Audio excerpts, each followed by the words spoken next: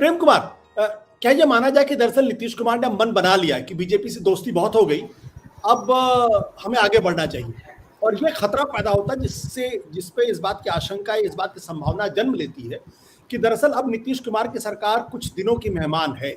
कुछ दिनों का मतलब ये कि बीजेपी के साथ उनका संपर्क टूटेगा और ऐसे में नीतीश कुमार की सरकार का गिरना तय माना जाएगा। हालांकि किसी और की मदद से सरकार बना ले या किसी और तरीके से सरकार में, एक अलग तरह के सवाल। आपको क्या लगता है?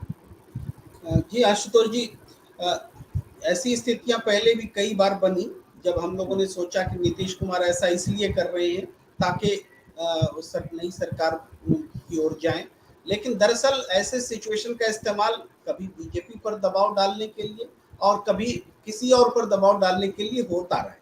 लेकिन इस बार थोड़ा सा डिफरेंस ये दिखता है कि जब से ये मुद्दा उठा है उसके बाद देखिए कि पूरे लालू परिवार के घर में जो छापेमारी हुई है वो उसकी प्रतिक्रिया है शासक वर्ग की तरफ से।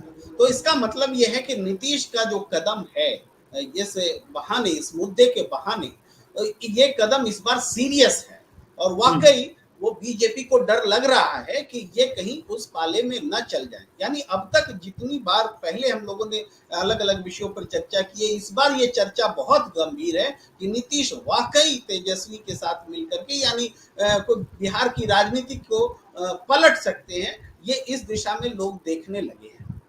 अब एक बात थोड़ा सा जोड़ना जरूरी है, वो ये कि ये जो जनसंख्या की जो बात हो रही है, सेंसस को ओबीसी को खास करके टटोलने की बात है कि वो उसका स्टेटस क्या है और कहाँ है। तो ये ओबीसी की सियासत के लिए क्यों जरूरी ऐसा हो?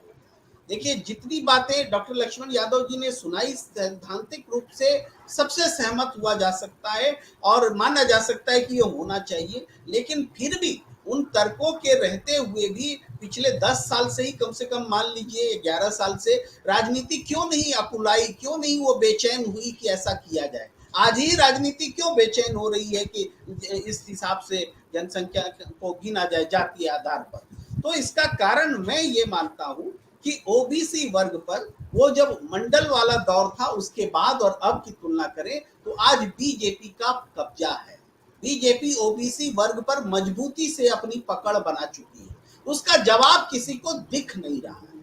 और इस कारण से ये इस दिशा में अगर जनसंख्या में ये दिखा करके कि अगर सही फिगर आ जाए ओबीसी का तो उसको ज्यादा हिस्सेदारी मिल सकती है, इसको बीजेपी से डिस्ट्रैक्ट किया जा सकता है।